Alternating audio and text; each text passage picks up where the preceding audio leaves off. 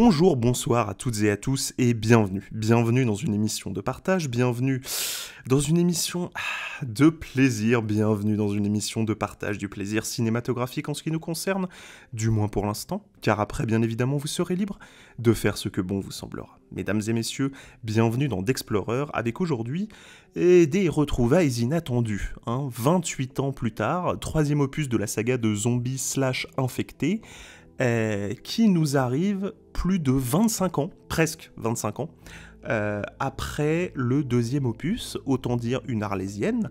Je pense que personne ne s'attendait à cette suite, qui était devenue une sorte de rumeur persistante, voilà, dans le milieu du cinéma, un petit peu à Hollywood, tout ça, qui devait à l'origine s'appeler 28 mois plus tard d'ailleurs, mais que pour des raisons de conflit de droits, parce qu'en fait il y a plusieurs producteurs qui possèdent les droits de la saga, blablabla, ils n'arrivaient pas à se mettre d'accord, et du coup, cette suite qu'on nous avait plus ou moins promis et dont on continuait de nous parler un petit peu, on tournait autour, et bien voilà, tout le monde avait plus ou moins abandonné l'idée, moi le premier. Donc lorsque le projet est annoncé et qu'on me dit au fait, tu sais ce truc là dont on parle depuis 23 ans là, en fait ça va le faire. J'étais là bon. Voilà, c'est un peu la réaction que j'ai eue. Je ne sais pas qui a réclamé cette suite, enfin qui l'a réclamé encore, mais en tout cas elle est là. Donc vous pouvez vous estimer heureux ou heureuse si c'était votre cas. Et elle est non seulement là, mais surtout, on a le retour des deux artistes qui étaient aux manettes du premier. Alex Garland au scénario, qui entre-temps est passé par la case réalisation, et Danny Boyle, réalisateur du premier opus. Deux artistes qui ont une place un petit peu particulière dans l'industrie du cinéma anglo-saxon, parce que c'est un peu des super auteurs, si vous voulez. C'est ce que j'appelle un super auteur, c'est en gros, c'est des gens qui n'ont pas peur d'une certaine force esthétique, d'avoir une démarche qui peut déplaire, avec des choix très forts, que ce soit scénaristiquement, voilà, ou en termes de mise en scène, et qui, pour autant, se voient confier des budgets tout à fait confortables, voire même des gros budgets, comme c'est le cas ici, puisque le film a coûté dans les 80 millions de dollars, sans pour autant que les deux Gugus ne se privent d'expérimenter, que ce soit dans la narration ou à l'image, et ça va être un gros morceau, évidemment, de notre discussion d'aujourd'hui.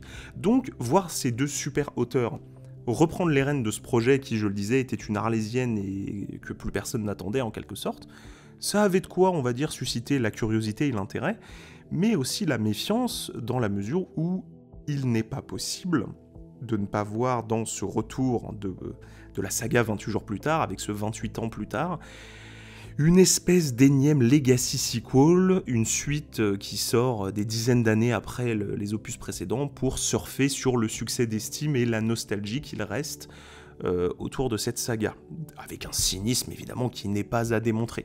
Donc je vous avoue que quand il a été question de me rendre dans mon petit cinéma pour découvrir tout ça, j'étais non pas inquiet, c'est-à-dire j'y allais pas non plus en me disant que ça allait être un gadin absolu, mais quand même j'avais un petit sourcil redressé là en me disant est-ce qu'on n'essayerait pas de m'entuber en fait avec tout ça, est-ce qu'on m'a pas mis des petits noms sur l'affiche là, est-ce qu'on m'a pas mis un gros casting juste pour se faire un peu de moulin, est-ce qu'il y a vraiment une vraie proposition esthétique derrière ou est-ce que tout ça n'est que du mercantilisme cynique absolu.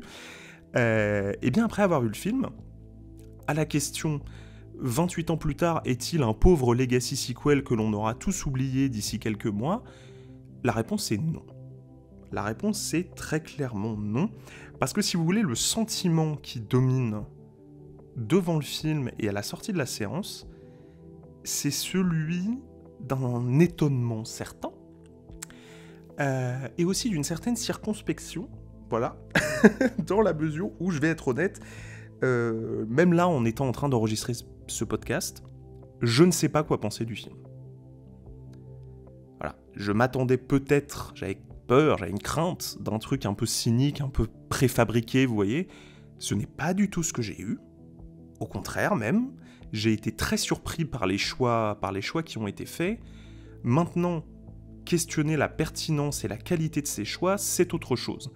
Et de par la radicalité, l'étrange position du film dans l'industrie et dans les sorties du début de l'été, tout ça nourrit en moi des questions que j'ai envie qu'on déploie ensemble dans cet épisode, parce que je ne pense pas être le seul à être étonné à ce point-là par le film et par son résultat final, et je ne vous garantis pas nécessairement qu'à la fin de l'épisode il y aura des réponses, mais au moins on aura fait de la critique dans son sens le plus pur, c'est-à-dire qu'on aura posé le film face à nous, qu'on y aura réfléchi, et qu'on aboutira plus ou moins à une vision globale du projet et de la démarche des deux compères, Alex Garland et Danny Boyle. Si cette aventure vous tente, chers amis.e.s, c'est parti. Alors commençons par résumer plus ou moins le film, qui donc suit 28 semaines plus tard, qui était l'opus précédent, en se déroulant donc des dizaines d'années plus tard, et qui, premier élément, envoie totalement chier la continuité. C'est-à-dire qu'à la fin de 28 semaines plus tard, il se passe quelque chose, en gros le virus qui rend tout le monde infecté fou là, slash zombie, slash on sait pas trop, bref, ce virus quitte l'Angleterre et arrive en France. Donc le virus, a priori, dans le deuxième opus, se répand à l'échelle mondiale. C'est plus ou moins ce qui est dit. Premier élément, le film dit ce truc-là de l'épisode d'avant, non, on ne va pas le reprendre. Donc il n'y a que l'Angleterre qui est contaminée dans ce film. L'Angleterre, toute l'île, tout le pays, donc le Royaume-Uni, est mis en quarantaine, en fait. Et les habitants non infectés, qui survivent donc depuis des dizaines d'années dans ce cauchemar, sont laissés, en fait, à l'abandon par les autres puissances européennes.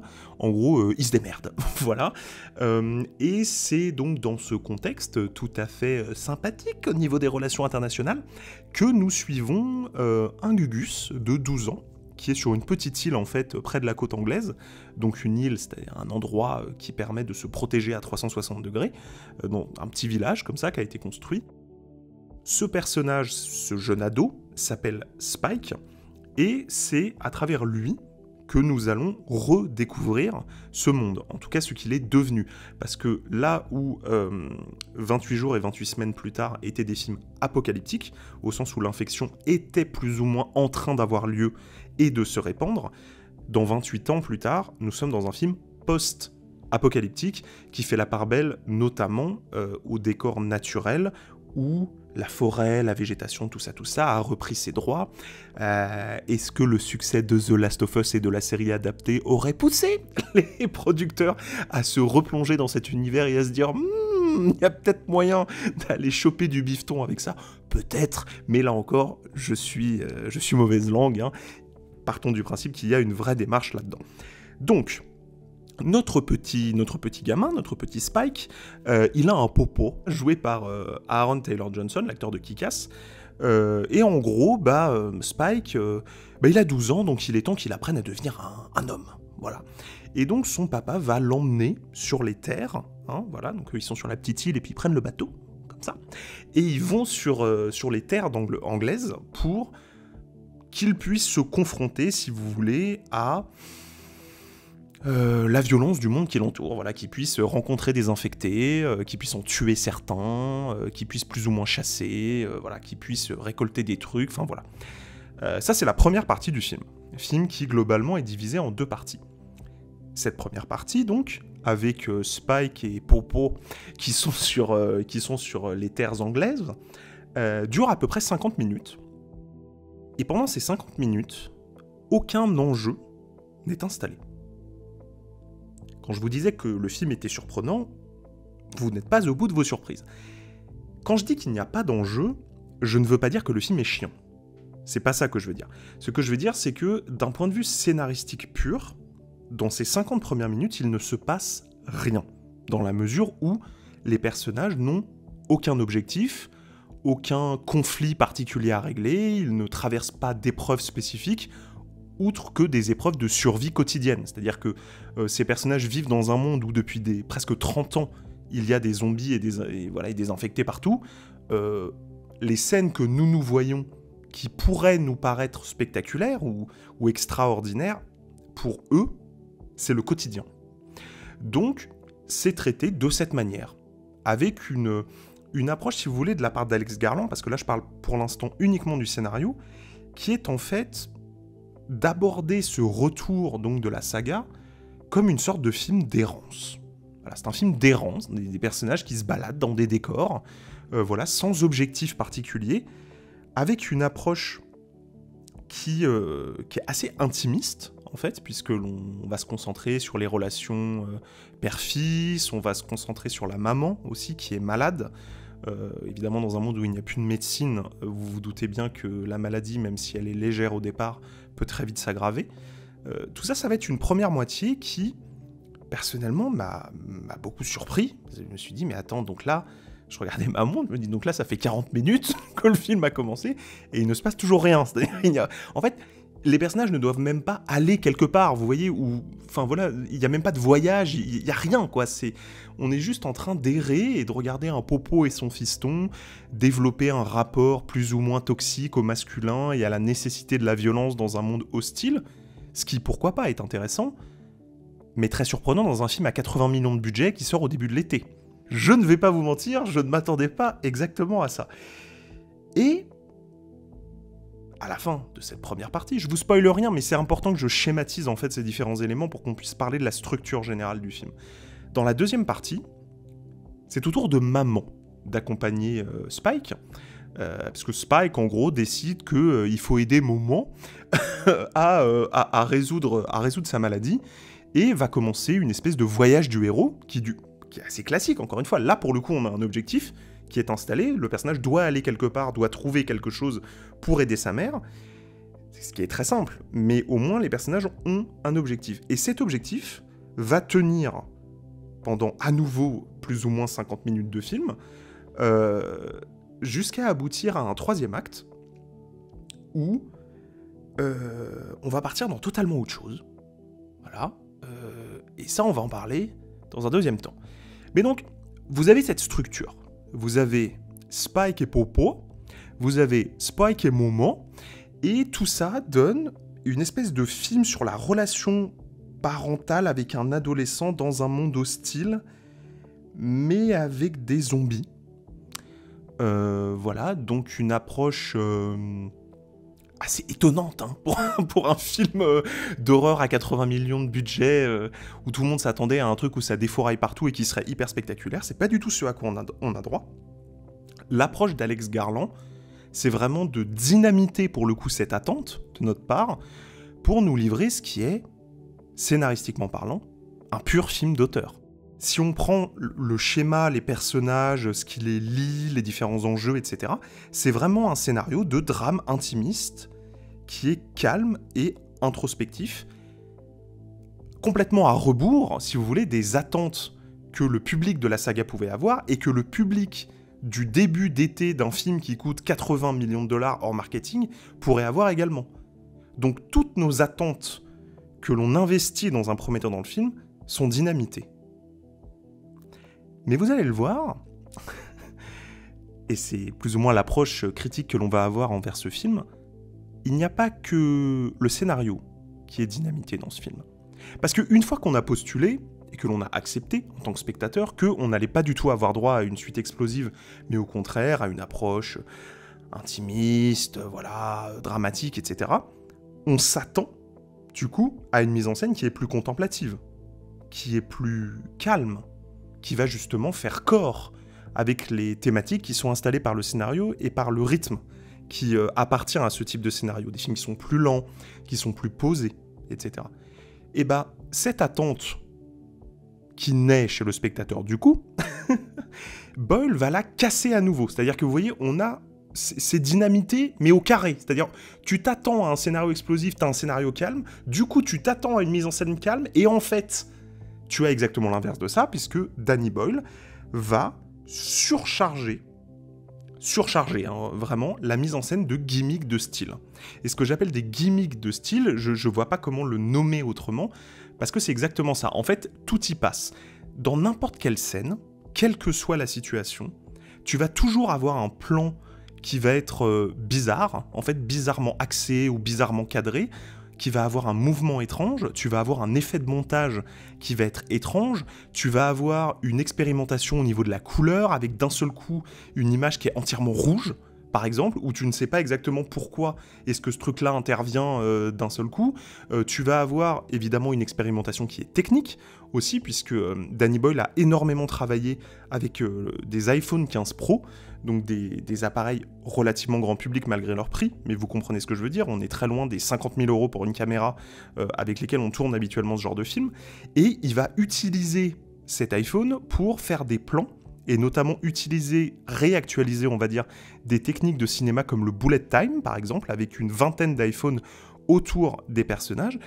Alors, j'ai pas cité la musique aussi, où on a un usage très étrange qui est fait des harmonies et des mélodies, qui cassent complètement la dynamique interne, en fait, si vous voulez, des scènes ou de ce à quoi on s'attendrait vis-à-vis de ce que le scénario installe comme ambiance et comme relation. C'est comme si Danny Boyle avait lu le scénario, mais en ayant pris du LSD. Vous voyez ce que je veux dire ? C'est-à-dire que l'histoire ne change pas, les relations ne changent pas, mais il y a plein de couleurs partout, et de mouvements bizarres, et de formes, et de trucs, bref.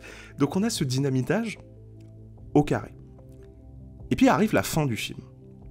3e acte, climax, le message, également, qui est une réflexion assez intéressante, d'ailleurs, je trouve. C'est clairement ma partie préférée du film. Je ne vous spoile rien, mais vraiment la fin, je la trouve plutôt intéressante, pour le coup, où il y a une réflexion, si vous voulez, sur la beauté, le rapport à la beauté dans un monde qui est violent et hostile.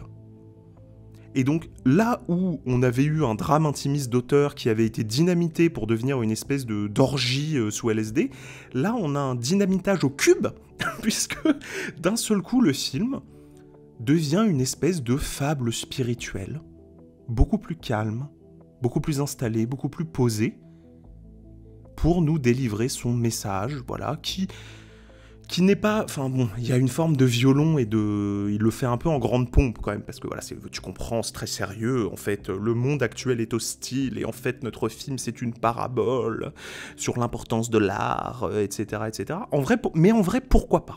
En vrai, pourquoi pas ? Et ce qui m'intéresse surtout, c'est de voir à quel point la dynamique qui avait été installée comme un paradoxe de la première dynamique, et bien cette deuxième dynamique est à nouveau cassée par une troisième dynamique qui installe une dimension supplémentaire au film, qui est donc dynamitée en permanence, si vous voulez. Ce film, l'expérience d'un spectateur face à ce film, c'est une réaction en chaîne de dynamitage de ses attentes. Chaque nouvelle attente, générée par l'élément précédent, est à nouveau dynamitée, et on en arrive à un dynamitage au cube. Voilà. Ce qui produit quelque chose d'assez étrange, en fait, pour un spectateur. En fait, c'est comme si Garland et Danny Boyle avaient tout fait, mais tout, pour que le film soit parfaitement insaisissable. Non pas incompréhensible, parce que le film n'est pas du tout obscur. Vous voyez, il n'y a pas de mystère, il n'y a pas de décisions, de choix qui sont incompréhensibles, il ne s'agit pas du tout de ça.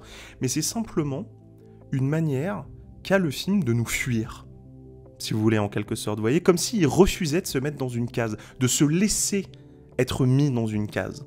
Qu'à chaque fois qu'on voulait l'enfermer dans quelque chose, se dire « Ah ok, très bien, il a envie de faire ça, ok, je capte, très bien. » Et ben non, hop, il va immédiatement faire l'inverse.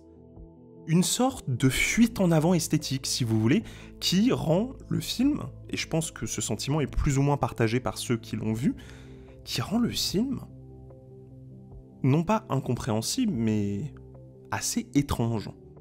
Et pas nécessairement dans le bon sens du terme, vous voyez, il ne s'agit pas de dire, comme Twin Peaks par exemple, que c'est étrange. Non, c'est pas ça, c'est juste que tu comprends pas trop où est-ce qu'ils veulent en venir, en fait, avec leur bordel, là. Enfin, vous voyez, ça crée une espèce de distance, je trouve, qui nous fait regarder le film comme un objet esthétique, mais qui à aucun moment, je trouve, ne va venir travailler une certaine immersion. Parce que je n'ai pas le temps, tout simplement, de m'installer dans l'histoire. Puisque dès que je commence un peu à avoir des bases et des acquis, immédiatement, c'est dynamité. Et alors, une fois qu'on a souligné que voilà, il y avait une réaction en chaîne, une espèce d'explosion nucléaire de tous les éléments du film, qu'est-ce qui reste ? Qu'est-ce qu'il reste une fois que tout a été détruit ? Et bien, ce qui reste, d'où le caractère circonspect de l'avis que je peux avoir face au film, en fait, il reste un film mutant. En fait, c'est plus ou moins le seul adjectif que l'on peut accorder au film, parce que le film mute en permanence, avec ce caractère insaisissable que j'évoquais, mais aussi avec l'énergie, vous savez, de la vie qui mute en permanence. Il y a quelque chose comme ça dans ce film, quelque chose de la frénésie, un petit peu, vous voyez, comme un poisson qui s'agiterait alors qu'on vient de l'attraper, comme si Danny Boyle voulait nous montrer que non, regardez, on peut encore faire du cinéma, même si ça n'a pas l'air possible, on peut encore faire du cinéma, regardez, je vais faire plein de trucs en même temps, et la question de savoir comment est-ce que le spectateur se positionne face à ce tourbillon mutant d'idées, de techniques, de thèmes, cette question, en fait, elle est secondaire par rapport au film. Ça m'a fait penser au cinéma de Alex Garland. Parce que Alex Garland, qui à l'origine est un scénariste, très proche de Danny Boyle, il nous a livré plein de films là récemment. Annihilation, Men ou encore Civil War. Et ce caractère mutant, insaisissable, avec des décisions bizarres, cette manière qu'a le film de se dérober en permanence à la case dans laquelle on voudrait la ranger, en fait ça m'a beaucoup plus fait penser à Men et à Annihilation qu'à 28 jours plus tard. Et là où je citais 3 dynamitages, on peut en aborder un 4e du coup, c'est que là où normalement, nous avons un scénariste qui est bien, voilà, qui fait son travail préparatoire, et ensuite dans un deuxième temps, t'as le réalisateur qui impose entre guillemets sa vision sur le scénario. Là, on a un film où le scénariste et ses ambitions esthétiques, etc., et le réalisateur et ses ambitions esthétiques, etc., sont au même niveau. En fait, je pense que plutôt loin de cette idée que en fait le film ce serait une démarche hyper réfléchie, etc. Je pense qu'en réalité nous avons un film où nous avons 2 auteurs avec 2 personnalités extrêmement fortes, extrêmement puissantes, qui sont non pas en train de se clasher, parce que le film n'est pas suffisamment bordélique pour qu'on ait l'impression que la production a été un bordel ou quoi que ce soit, non pas du tout. Mais simplement, j'ai l'impression qu'il y a 2 films différents qui sont en train de se réaliser en même temps. J'ai l'impression qu'on a Alex Garland, qui a envie de nous faire une espèce de fable spirituelle de genre, ce qu'il a déjà fait, par exemple avec sa mini-série Devs, qui était dans le cadre de la science-fiction, mais qui est assez proche en termes de rythme, en termes de construction de personnages, d'intrigue. Il y a vraiment quelque chose comme ça. Et puis de l'autre côté, on a Danny Boyle, voilà, qui s'est fait son petit shot d'amphétamine et qui n'arrête pas, son petit shoot, pardon, et qui a envie de partir dans tous les sens. Et ça crée un film, si vous voulez, non pas schizophrène, mais bicéphale. C'est vraiment le mot, c'est-à-dire donc bicéphale qui a 2 cerveaux, où on a 2 personnes qui sont en train de co-réaliser un film en ayant envie de faire 2 choses différentes. Et le résultat de ça, de cette collaboration à égalité où aucun regard vraiment ne prend totalement le pas sur l'autre, bah c'est un film dont l'étrangeté, même si on a essayé de le déplier dans cet épisode, qu'on a vraiment essayé de réfléchir à la construction, à ce travail de dynamitage, de réaction en chaîne, bah ça crée un film qui demeure toujours aussi bizarre, même une fois qu'on a tenté de l'expliquer. Et vous voyez là, on arrive à la conclusion de mes notes, j'ai plus ou moins dit tout ce que j'avais à vous dire de structuré autour de ce film. Après il y a des trucs voilà, que j'aime bien, des trucs que j'aime pas, des petits détails, etc. Mais j'ai presque envie de dire que ça on s'en fout. C'est pas ça qui va nous aider à penser vraiment ce qu'ont essayé de faire Alex Garland et Danny Boyle. Mais finalement, la conclusion que j'en tire, c'est que c'est pas grave. Ouais. Des fois, la démarche d'auteur, bah, elle nous reste plus ou moins obscure. Des fois, on a envie de comprendre, on essaye, on prend le temps, presque 25 minutes là en ce qui nous concerne, donc le temps on l'a pris, pour essayer de réfléchir vraiment à ce qu'ils ont essayé de faire, etc. Et puis, bah, on n'arrive toujours pas vraiment à saisir. Peut-être que cette fuite en avant, le refus permanent par la mise en scène et par l'écriture de se laisser mettre dans une case, bah c'est aussi une manière d'échapper à des avis péremptoires comme ceux des critiques, comme ceux que les critiques peuvent donner. Et vous savez quoi ? Je le prends pas mal du tout. Moi, ça me va. Parce que l'art, c'est aussi ça. L'art, c'est aussi ne pas comprendre. Essayer et ne pas y arriver. Dans un monde où les œuvres, pour être produites, doivent être archi structurés, archi simples, vraiment n'avoir aucune zone d'opacité parce qu'il faut absolument que tout rentre dans une case. Même si j'aime pas trop 28 ans plus tard, je peux pas vous dire non plus que j'ai passé un moment extraordinaire, je suis content que ce film existe. Et j'espère que ce film va marcher, j'espère que des gens vont aller voir ce film, parce que c'est une bonne chose de voir un film qui nous échappe. Parce que c'est une bonne chose de voir un film expérimenté. C'est une bonne chose de voir un film essayer plein de choses, se tromper, et le faire en ayant coûté aussi cher. J'aimerais bien que le cinéma hollywoodien, ou à gros budget en tout cas, ressemble un peu plus à ce film. Voilà, c'est ce que j'avais à vous dire à propos de 28 ans plus tard, écrit par Alex Garland et réalisé par Danny Boyle. J'espère que ça vous a plu, j'espère que ça vous a intéressé. Je vous invite comme d'habitude à noter l'émission sur les plateformes de podcast, à mettre un petit 5 étoiles, à partager l'épisode autour de vous, à en parler, bref, à faire exister l'émission, et que l'on continue à se retrouver toujours plus nombreux et toujours plus nombreuses pour parler encore et toujours de cinéma. Salut tout le monde.